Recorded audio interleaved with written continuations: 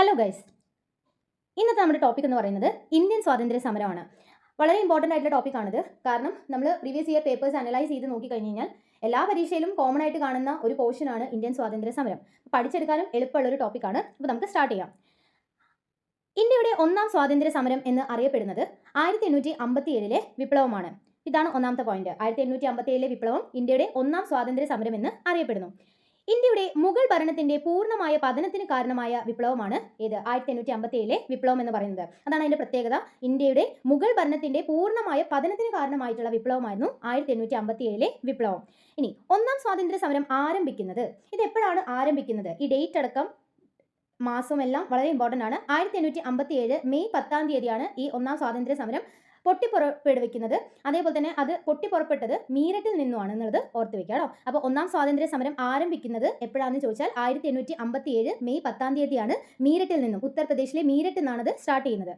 ഒന്നാം സ്വാതന്ത്ര്യ സമരം ഉണ്ടാകാൻ ഇടയായ കാരണം, ഇനി എന്തിനാണ് ഈ സമരം ഉണ്ടായത് നമുക്കറിയണല്ലോ. വെറുതെ സമരം ഉണ്ടാവില്ല അല്ലേ. അപ്പോൾ എന്താണ് അതിനുള്ള റീസൺ എന്നുള്ളത് നമുക്ക് നോക്കാം. മെയിൻ ആയിട്ടുള്ള റീസൺ, ഒരുപാട് റീസൺസ് ഉണ്ട്. അതിൽ മെയിൻ ആയിട്ടുള്ള റീസൺ ആണ് പറയുന്നത്, സൈനികർക്ക് പുതുതായി നൽകിയ എൻഫീൽഡ് തോക്കുകളിൽ ഉപയോഗിക്കുന്ന തിരകളിൽ പശുവിൻ്റെയും പന്നിയുടെയും കൊഴുപ്പ് ഉപയോഗിച്ചതാണ്. അപ്പോൾ ഈ സമരത്തിൽ മുസ്ലിങ്ങളും ഹിന്ദുക്കളും പങ്കെടുത്തിട്ടുണ്ടായിരുന്നു. അപ്പോൾ സൈനികരായിട്ടുള്ള ആൾക്കാർക്ക് എന്ത് കൊടുത്തു? അവരുടെ എൻഫീൽഡ് തോക്കുകൾ ഉപയോഗിച്ചിട്ടുണ്ടായിരുന്നത് പശുവിൻ്റെയും പന്നിയുടെയും കൊഴുപ്പ് കൊണ്ടുള്ള തിരകളാണ് അവർ ഉപയോഗിച്ചിട്ടുണ്ടായിരുന്നത്. അതാണ് ഈ സമരം ഉണ്ടാകാനുള്ള മെയിൻ ആയിട്ടുള്ള കാരണം എന്ന് പറയുന്നത്. മീററ്റിൽ നിന്നും കലാപകാരികൾ നേരെ ഡൽഹിയിലേക്കാണ് എത്തിയത്. അപ്പോൾ സമരം സ്റ്റാർട്ട് ആകുന്നത് മീററ്റിലാണ്. ആ മീററ്റിൽ നിന്നും കലാപകാരികൾ എങ്ങോട്ടാണ് എത്തിയത്? ഡൽഹിയിലേക്കാണ് എത്തിയത്. ഇനി എന്നാണ് ഇവർ ഡൽഹിയിലേക്ക് എത്തുന്നത്? അപ്പോൾ ശിപ്പായികൾ ഡൽഹിയിലെ ചെങ്കോട്ടയിൽ എത്തിച്ചേർന്നത് നെക്സ്റ്റ് ഡേ ആണ്. അതായത് 1857 മെയ് 11 ശിപ്പായികൾ ഡൽഹിയിൽ എത്തിച്ചേരുന്നത്. എന്നിട്ട് എന്താ സംഭവിച്ചത് നോക്കാം. അവർ ഡൽഹിയിൽ എത്തിയതിനു ശേഷം കലാപകാരികളുടെ സമ്മർദ്ദത്താൽ ഡൽഹി മുഗൾ ചക്രവർത്തി ആയിരുന്ന, അന്നത്തെ അവിടുത്തെ ഡൽഹി മുഗൾ ചക്രവർത്തി എന്ന് പറയുന്നത് ബഹദൂർ ഷാ രണ്ടാമനാണ്. ആ ബഹദൂർ ഷാ രണ്ടാമനെ അവർ ഇന്ത്യയുടെ ചക്രവർത്തിയായി പ്രഖ്യാപിക്കുകയാണ് ചെയ്തത്. അപ്പോൾ ശിപ്പായികൾ ഡൽഹിയിൽ എത്തുന്നത് 1857 മെയ് 11 അവിടെ എത്തിയതിനു ശേഷം അവർ എന്താ ചെയ്തത്? കലാപകാരികളുടെ സമ്മർദ്ദത്താൽ ഡൽഹി എന്ന് ഭരിച്ചിട്ടുണ്ടായിരുന്ന മുഗൾ ചക്രവർത്തിയായിരുന്ന ബഹദൂർ ഷാ രണ്ടാമനെ അവർ ഇന്ത്യയുടെ ചക്രവർത്തിയായി പ്രഖ്യാപിക്കുകയാണ് ചെയ്തത്. ഇനി അടുത്ത പോയിന്റ് നോക്കാം. ഡൽഹിയിൽ ബഹദൂർ ഷായുടെ കൂടെ കലാപത്തിൽ പങ്കുചേർന്ന ബ്രിട്ടീഷ് സൈന്യത്തിന്റെ സുബൈദാർ ആയിരുന്നു ആര്? ബക്ത് ഖാൻ എന്ന് പറയുന്നത്. നമ്മൾ പഠിച്ചിട്ടുണ്ട് അല്ലേ. ഡൽഹിയിൽ നേതൃത്വം കൊടുത്ത ആരൊക്കെയാണ് എന്നുള്ളതിൽ രണ്ടുപേരുടെ പേര് പഠിച്ചിട്ടുണ്ടായിരുന്നു. ഒന്ന് ബഹദൂർ ഷാ സെക്കൻഡ് ആണ്, രണ്ടാമത്തെ ആളാരാണ്? ജനറൽ ബക്ത് ഖാൻ ആണ്. അപ്പോൾ ആരായിരുന്നു ബക്ത് ഖാൻ എന്ന് പറയുന്നത്? ഡൽഹിയിൽ ബഹദൂർ ഷായുടെ കൂടെ കലാപത്തിൽ പങ്കുചേർന്ന ബ്രിട്ടീഷ് സൈന്യത്തിലെ സുബൈദാർ ആയിരുന്നു ആര്? നമ്മുടെ ജനറൽ ബക്ത് ഖാൻ എന്ന് പറയുന്നത് കേട്ടോ. ഇനി വിപ്ലവകാരികൾ ആദ്യം പിടിച്ചെടുത്ത പ്രദേശം, അങ്ങനെ വിപ്ലവകാരികൾ ആദ്യം പിടിച്ചെടുത്ത പ്രദേശം ഏതാണ്? നമ്മുടെ ഡൽഹിയാണ്. ഡേറ്റും ഇമ്പോർട്ടൻ്റ് ആണ്, ഓർത്ത് വെക്കുക. 1857 തൊട്ടടുത്ത ദിവസം മെയ് 12 അവർ ഡൽഹിയെ പിടിച്ചെടുക്കുന്നത്. 1857 വിപ്ലവത്തിന്റെ കലാപകാരികളുടെ രഹസ്യമുദ്ര ഇമ്പോർട്ടൻ്റ് ആണ്. ചപ്പാത്തിയും ചുവന്ന താമരയുമായിരുന്നു അവരുടെ രഹസ്യമുദ്ര എന്ന് പറയുന്നത്. ചപ്പാത്തിയും ചുവന്ന താമരയും. ഒന്നാം സ്വാതന്ത്ര്യ സമരം ഏറ്റവും കൂടുതൽ വ്യാപിച്ച സംസ്ഥാനം ഉത്തർപ്രദേശ് തന്നെയാണ്. അത് മാത്രമല്ല ഈ സമരത്തിന്റെ ഒരു പ്രത്യേകത എന്ന് പറയുന്നത്, ഇത് ഇന്ത്യയിലെ എല്ലാവരും വ്യാപിച്ച ഒരു സമരമല്ല. ചിലയിടങ്ങളിൽ മാത്രമാണ് ഇത് കൂടുതലായിട്ട് വ്യാപിച്ചത്. എന്നാൽ ബോംബെ, പഞ്ചാബ് പോലെയുള്ള സ്ഥലങ്ങളിലൊന്നും ഇത് അത്രയ്ക്ക് അങ്ങോട്ട് വ്യാപിച്ചിട്ടുണ്ടായിരുന്നില്ല. ഇനി നമ്മൾ മെയിനായിട്ട് നോക്കാൻ പോണത് ഈ കലാപവുമായിട്ട് ബന്ധപ്പെട്ട 1857 വിപ്ലവവുമായിട്ട് ബന്ധപ്പെട്ട ചില ഇമ്പോർട്ടൻ്റ് ആയിട്ടുള്ള പീപ്പിളും അവരെ കുറച്ച് ഫാക്ട്സ് ആണ് നോക്കാൻ പോകുന്നത് കേട്ടോ. അത് നിങ്ങൾ ആദ്യം പഠിച്ചെടുക്കേണ്ടത് നമ്മുടെ മംഗൾ പാണ്ഡെയെ കുറിച്ചിട്ടാണ്. മംഗൾ പാണ്ഡെയെ കുറിച്ച് നമുക്ക് ഓൾറെഡി അറിയാം. എന്താണ്? നമ്മുടെ ഒന്നാം സ്വാതന്ത്ര്യ സമരത്തിന്റെ ആദ്യത്തെ രക്തസാക്ഷി ആരാന്ന് ചോദിച്ചു കഴിഞ്ഞാൽ അതാരാണ്? നമ്മുടെ മംഗൾ പാണ്ഡെയാണ്. മംഗൾ പാണ്ഡെ ഉൾപ്പെടുന്ന സൈനിക വിഭാഗം, അദ്ദേഹം ഏത് സൈനിക വിഭാഗത്തിൽ നിന്നാണ്? 34ാം ബംഗാൾ നേറ്റീവ് ഇൻഫെൻട്രി റെജിമെന്റിന്റെ അംഗമായിരുന്നു ആര്? മംഗൾ പാണ്ഡെ. ഇതാണ് 34ാം ബംഗാൾ നേറ്റീവ് ഇൻഫെൻട്രി റെജിമെന്റിന്റെ അംഗമായിരുന്നു മംഗൾ പാണ്ഡെ എന്ന് പറയുന്നത്. ഇനി മംഗൾ പാണ്ഡെ കൊല്ലപ്പെടുന്നത് എന്നാണ്? ആദ്യത്തെ രക്തസാക്ഷിയല്ലേ, അതേ കൊല്ലം തന്നെയാണ് കൊല്ലപ്പെടുന്നത്. ഈ വിപ്ലവം സ്റ്റാർട്ട് ചെയ്യുന്ന ടൈമിൽ 1857 ഏപ്രിൽ 8 മംഗൾ പാണ്ഡെ അന്തരിക്കുന്നത്. അപ്പോൾ ഓർക്കുക, മംഗൾ പാണ്ഡെ കൊല്ലപ്പെടുന്ന എന്നാണ്? 1857 ഏപ്രിൽ 8 ഓക്കെ. ഇത്രയും കാര്യങ്ങൾ മംഗൾ പാണ്ഡെയെ കുറിച്ചിട്ട് മിനിമം അറിഞ്ഞിരിക്കുക. ഇനി അടുത്തതാണ് താന്തിയ തോപ്പി. ഒന്നാം സ്വാതന്ത്ര്യ സമരത്തിന്റെ ഗറില്ല യുദ്ധമുറ ഉപയോഗിച്ച വിപ്ലവകാരിയായിരുന്നു താന്തിയ തോപ്പി എന്ന് പറയുന്നത്. ഒന്നാം സ്വാതന്ത്ര്യ സമരത്തിൽ അദ്ദേഹം ഉപയോഗിച്ച യുദ്ധമുറയായിരുന്നു ഇത്? ഗറില്ല യുദ്ധമുറ. ഈ ഗറില്ല യുദ്ധമുറ നിങ്ങൾ വേറെ എവിടെയും കേട്ടിട്ടുണ്ടോ? ഉണ്ടല്ലേ. നമ്മുടെ കേരള സിംഹം എന്നറിയപ്പെടുന്ന പഴശ്ശി രാജയുടെ യുദ്ധമുറയും എന്ത് തന്നെയായിരുന്നു? ഗറില്ല യുദ്ധം. എന്താ ഗറില്ല യുദ്ധം എന്ന് പറഞ്ഞു കഴിഞ്ഞാൽ? ഒളിപ്പോരിന് പറയുന്ന പേരാണ് ഗറില്ല യുദ്ധം എന്ന് പറയുന്നത്. പഴശ്ശിരാജ പറഞ്ഞുകൊണ്ട് പറയാണ്, 2 പഴശ്ശി കലാപങ്ങൾ നമ്മുടെ കേരളത്തിൽ ഉണ്ടായിട്ടുണ്ട്. അതിന്റെ വർഷങ്ങൾ ഓർമ്മയുണ്ടോ? എപ്പോഴായിരുന്നു? 1893 മുതൽ 1897 വരെയായിരുന്നു ഒന്നാം പഴശ്ശി കലാപം നടന്നത്. അതിനുശേഷം 1800 മുതൽ 1805 വരെയായിരുന്നു രണ്ടാം പഴശ്ശി കലാപം നടക്കുന്നത്. അതിൽ 1805 നവംബർ 30 തീയതിയാണ് നമ്മുടെ പഴശ്ശിരാജ അന്തരിക്കുന്നത്. അപ്പോൾ ഇത്രയും ഞാൻ ജസ്റ്റ് പറഞ്ഞു എന്ന് മാത്രം ഓർത്ത് വയ്ക്കാം. അപ്പോൾ ഒന്നാം സ്വാതന്ത്ര്യ സമരത്തിൽ ഗറില്ല യുദ്ധമുറ ഉപയോഗിച്ച വിപ്ലവകാരിയായിരുന്നു ആര്? താന്തിയ തോപ്പി എന്ന് പറയുന്നത്. ഇനി താന്തിയ തോപ്പിയുടെ യഥാർത്ഥ നാമം ഓർത്ത് വെക്കുക. താന്തിയ തോപ്പിയുടെ യഥാർത്ഥ നാമം രാമചന്ദ്ര പാണ്ഡുരംഗ് എന്നാണ്. രാമചന്ദ്ര പാണ്ഡുരംഗ് എന്നാണ് താന്തിയ തോപ്പിയുടെ യഥാർത്ഥ നാമം. താന്തിയ തോപ്പിയെ പരാജയപ്പെടുത്തിയ ബ്രിട്ടീഷ് പട്ടാള മേധാവി ആരാണ് പരാജയപ്പെടുത്തിയത്? സർ കോളിൻ ക്യാമ്പബെയിലാണ് താന്തിയ തോപ്പിനെ പരാജയപ്പെടുത്തിയത്. അപ്പോൾ താന്തിയ തോപ്പിയെ പരാജയപ്പെടുത്തിയ ബ്രിട്ടീഷ് പട്ടാള മേധാവിയായിരുന്നു ആര്? സർ കോളിൻ ക്യാമ്പബെയിൽ എന്ന് പറയുന്നത്. താന്തിയ തോപ്പി വധിക്കപ്പെട്ട ഡേറ്റ് അതും ഇമ്പോർട്ടൻ്റ് ആണ്. അദ്ദേഹമാണ് ഏകദേശം അവസാനമായിട്ടൊക്കെ വധിക്കപ്പെടുന്നത് 1859 ഏപ്രിൽ 18 തീയതിയാണ് വധിക്കപ്പെടുന്നത് കേട്ടോ. അപ്പോൾ 1859 ഏപ്രിൽ 18 തീയതിയാണ് വധിക്കപ്പെടുന്നത്. ശിവപുരി എന്ന് പറയുന്ന പ്ലേസ് നമ്മുടെ മധ്യപ്രദേശിലുള്ള ഒരു പ്ലേസ് ആണ്. അവിടെ വെച്ചിട്ടാണ് വധിക്കപ്പെടുന്നത്. ഓർത്ത് വെക്കുക 1859 ഏപ്രിൽ 18. ഇനി നമ്മൾ അടുത്ത ഫേമസ് ആയിട്ടുള്ള ഒരാളെ കുറിച്ച് പഠിക്കുകയാണ്. അടുത്തതാണ് നാനാ സാഹിബ്. നാനാ സാഹിബിന്റെ പ്രത്യേകത 1857 വിപ്ലവത്തിന്റെ ബുദ്ധി കേന്ദ്രം എന്നറിയപ്പെടുന്നത് നാനാ സാഹിബാണ്. ആരായിരുന്നു ബുദ്ധി കേന്ദ്രം? നമ്മുടെ നാനാ സാഹിബാണ്. അപ്പോൾ 1857 വിപ്ലവത്തിന്റെ ബുദ്ധി കേന്ദ്രം എന്നറിയപ്പെടുന്നത് നാനാ സാഹിബാണ്. പേഷ്വാ ബാജിറാവുവിന്റെ ദത്തുപുത്രനായിരുന്നു ആര്? നാനാ സാഹിബ് എന്ന് പറയുന്നത്. പേഷ്വാ ബാജിറാവുവിന്റെ ദത്തുപുത്രനായിരുന്നു ആര്? നമ്മുടെ നാനാ സാഹിബ് എന്ന് പറയുന്നത്. നാനാ സാഹിബിന്റെ യഥാർത്ഥ പേര് എന്തായിരുന്നു? ദോണ്ടു പന്ത് എന്നാണ്. എന്താണ്? ദോണ്ടു പന്ത്. അതാണ് നാനാ സാഹിബിന്റെ യഥാർത്ഥ പേര്. നമ്മൾ താന്തിയ തോപ്പിയുടെ യഥാർത്ഥ പേര് രാമചന്ദ്ര പാണ്ഡുരംഗ് എന്നായിരുന്നു താന്തിയ തോപ്പിയുടെ യഥാർത്ഥ പേര്. അങ്ങനെയാണെങ്കിൽ നാനാ സാഹിബിന്റെ യഥാർത്ഥ പേരായിരുന്നു എന്ത്? ദോണ്ടു പന്ത്. ദോണ്ടു പന്ത് ഓർത്ത് വെക്കാം. കാൺപൂരിൽ ഒന്നാം സ്വാതന്ത്ര്യ സമരത്തിന് നേതൃത്വം നൽകിയത് ആരായിരുന്നു? താന്തിയ തോപ്പിയാണ്. കാൺപൂരിൽ ഒന്നാം സ്വാതന്ത്ര്യ സമരത്തിന് നേതൃത്വം നൽകിയ ആളായിരുന്നു ആര്? നാനാ സാഹിബ് എന്ന് പറയുന്നത്. കാൺപൂർ. മറ്റൊരു പോയിന്റ് 1859 കലാപശേഷം ബ്രിട്ടീഷുകാർ നേപ്പാളിലേക്ക് നാടുകടത്തിയ വ്യക്തി കൂടിയാണ് ആര്? നാനാ സാഹിബ് എന്ന് പറയുന്നത്. 1859 കലാപത്തിന് ശേഷം ബ്രിട്ടീഷുകാർ നേപ്പാളിലേക്ക് നാടുകടത്തിയ വ്യക്തിയാണ് നാനാ സാഹിബ് എന്ന് പറയുന്നത്. ഇത്രയും കാര്യങ്ങൾ നാനാ സാഹിബിനെ കുറിച്ചിട്ട് അറിഞ്ഞിരിക്കാം. ഇനി അടുത്ത വളരെ ഇമ്പോർട്ടൻ്റ് ആയിട്ടുള്ള ഒരു വ്യക്തിത്വമാണ് നമ്മുടെ ഝാൻസി റാണി എന്ന് പറയുന്നത്. അല്ലേ? വിപ്ലവകാരി തന്നെയായിരുന്നു അല്ലേ? ഝാൻസി റാണി വിപ്ലവത്തിൽ പങ്കെടുക്കാൻ കാരണം ദത്തവകാശ നിരോധന നിയമപ്രകാരം ബ്രിട്ടീഷുകാർ ഝാൻസി പിടിച്ചെടുക്കാൻ ശ്രമിച്ചതാണ്. അപ്പോൾ ശരിക്കും ഇതിൽ ഒട്ടുമിക്ക എല്ലാവരും ഈ വിപ്ലവത്തിൽ ചേരാനുള്ള കാരണം എന്ന് പറയുന്നത് തന്നെ നമ്മുടെ ഈ ദത്തവകാശ നിരോധന നിയമമാണ്. എന്നായിരുന്നു ദത്തവകാശ നിരോധന നിയമം വന്നത്? 1848. ആരാണ് ഇത് കൊണ്ടുവന്നത്? ഡൽഹൌസി പ്രഭുവാണ് കൊണ്ടുവന്നത് കേട്ടോ. ദത്തവകാശ നിരോധന നിയമം കൊണ്ടുവരുന്നത് ഡൽഹൌസി പ്രഭുവാണ്. അപ്പോൾ ഈ ഒരു റീസൺ കാരണമാണ് ഒട്ടുമിക്ക എല്ലാവരും ഈ വിപ്ലവത്തിൽ പങ്കെടുത്തത്. അപ്പോൾ ഝാൻസി റാണിയും അതുകൊണ്ട് തന്നെയാണ് പങ്കെടുത്തത്. ഝാൻസി റാണി വിപ്ലവത്തിൽ പങ്കെടുക്കാൻ കാരണം ദത്തവകാശ നിരോധന നിയമപ്രകാരം ബ്രിട്ടീഷുകാർ എന്താണ് പിടിച്ചെടുത്തത്? ഝാൻസിയെ പിടിച്ചെടുത്തു എന്ന കാരണത്താലാണ് ഝാൻസി റാണി പങ്കെടുക്കുന്നത്. ഇനി അടുത്ത പോയിന്റ്, ഝാൻസി റാണിയെ വിളിക്കുന്ന മറ്റൊരു പേരാണ് എന്ത്? റാണി ലക്ഷ്മിബായി അല്ലേ? ഈ റാണി ലക്ഷ്മിബായിയുടെ യഥാർത്ഥ നാമം വളരെ ഇമ്പോർട്ടൻ്റ് ആണ്.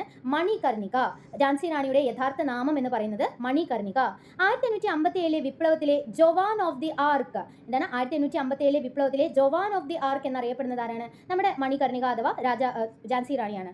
ഝാൻസി റാണിയെ വധിച്ച ബ്രിട്ടീഷ് പട്ടാള മേധാവിയായിരുന്നു ഹ്യൂഗ് റോസ് എന്ന് പറയുന്നത്. ഝാൻസി റാണിയെ വധിച്ചതാരാണ്? ഹ്യൂഗ് റോസ് എന്ന് പറയുന്ന പട്ടാള മേധാവിയാണ്. ഇതേ ഹ്യൂഗ് റോസ് തന്നെ നമ്മുടെ ഝാൻസി റാണിയെ കുറിച്ചിട്ട് ഒരു കാര്യം പറഞ്ഞിട്ടുണ്ട്. എന്താണ്? വിപ്ലവകാരികൾക്കിടയിലെ സമുന്നത നേതാവ് എന്ന് ഹ്യൂഗ് റോസ് പറഞ്ഞത് ആരെ കുറിച്ചിട്ടാണ്? ഝാൻസി റാണിയെ കുറിച്ചിട്ടാണ്. വിപ്ലവകാരികൾക്കിടയിലെ സമുന്നത നേതാവ് എന്ന് ഹ്യൂഗ് റോസ് വിശേഷിപ്പിച്ചത് ഝാൻസി റാണിയെ കുറിച്ചിട്ടാണ്. ഇനി അതേപോലെ അടുത്ത പോയിന്റ്, ഇരുണ്ട പശ്ചാത്തലത്തിലെ പ്രകാശമാനമായ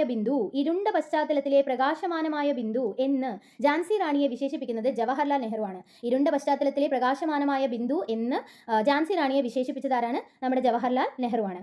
ഝാൻസി റാണിയുടെ കുതിരകൾ ശരിക്കും 3 കുതിരകളുണ്ട്. ബാദൽ, സാരംഗി, പവൻ. ഇതാണ് 3 കുതിരകൾ. ബാദൽ, സാരംഗി, പവൻ. ചമ്പേലി എന്ന പേരിൽ അറിയപ്പെട്ട വിപ്ലവകാരിയും ആര് തന്നെയാണ്? ഝാൻസി റാണി തന്നെയാണ്. ഝാൻസി റാണി വധിക്കപ്പെട്ട വർഷവും ഇമ്പോർട്ടൻ്റ് ആണ്.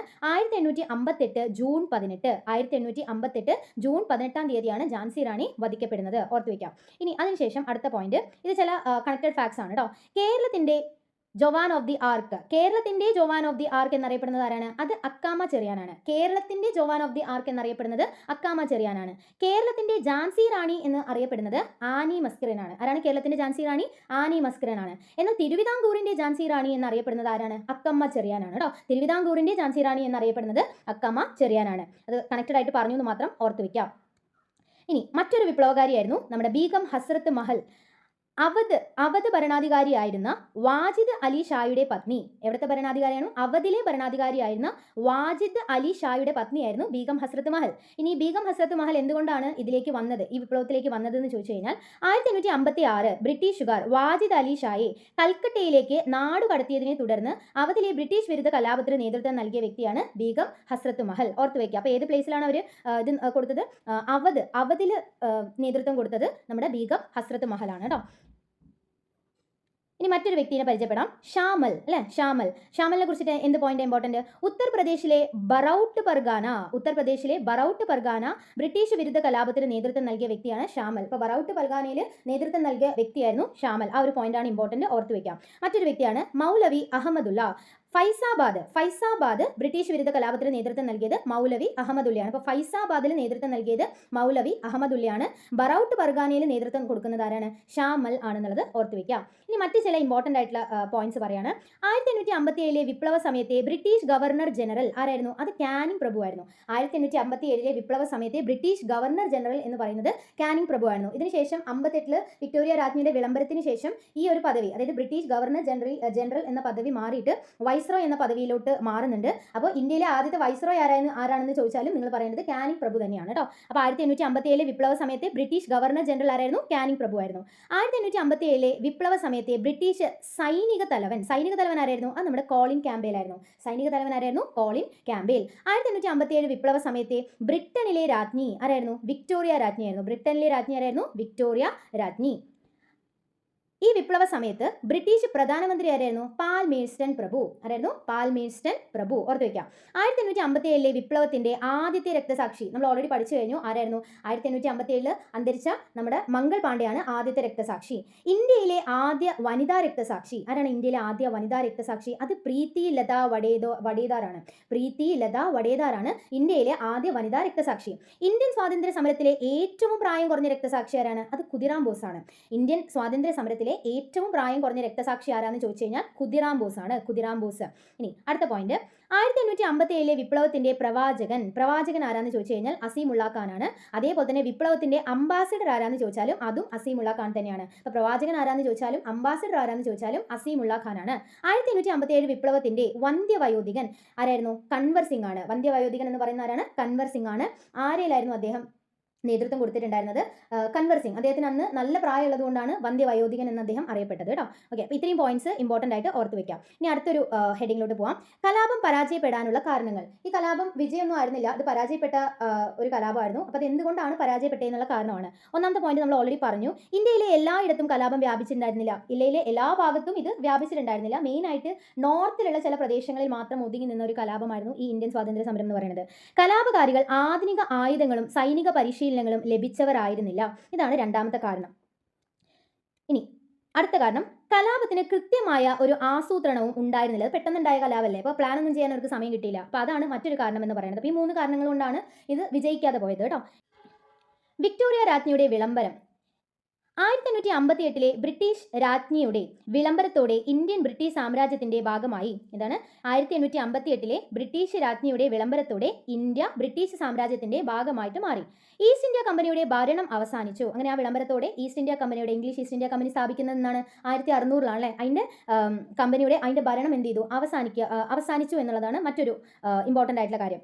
ഇന്ത്യൻ ജനതയുടെ വിമോചനത്തിന്റെ മാഗ്ന കാർട്ട എന്ന് അറിയപ്പെടുന്നത് ഈ 1858 വിക്ടോറിയ രാജ്ഞിയുടെ വിളംബരമാണ്. എന്താണ്?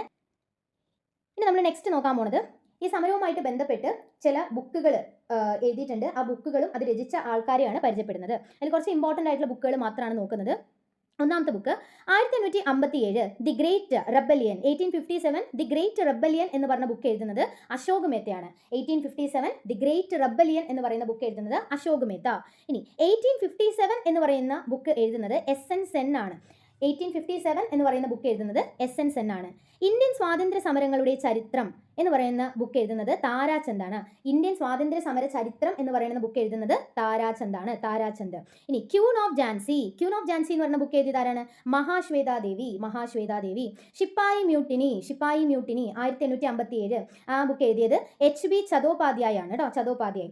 ശിപ്പായി mutiny and revolt of 1857. Sepoy mutiny മാത്രമല്ല ആൻഡ് റിവോൾട്ട് ഓഫ് 1857 എന്ന് പറയുന്ന ബുക്ക് എഴുതുന്നത് R.C. മജുംദാർ ആണ്. ഇനി നമ്മൾ നോക്കാൻ പോകുന്നത് 1857 വിപ്ലവത്തിന്റെ വിശേഷണങ്ങളാണ്.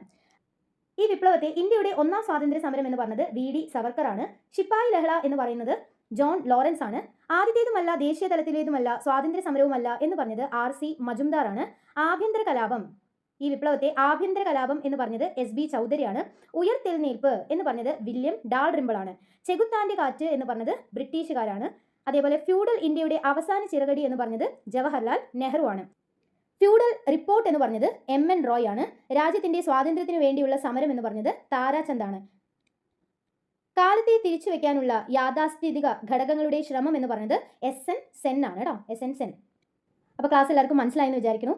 ഇഷ്ടമാവുകയാണെങ്കിൽ ലൈക്ക് ചെയ്യുക, ഷെയർ ചെയ്യുക, സബ്സ്ക്രൈബ് ചെയ്യുക. താങ്ക്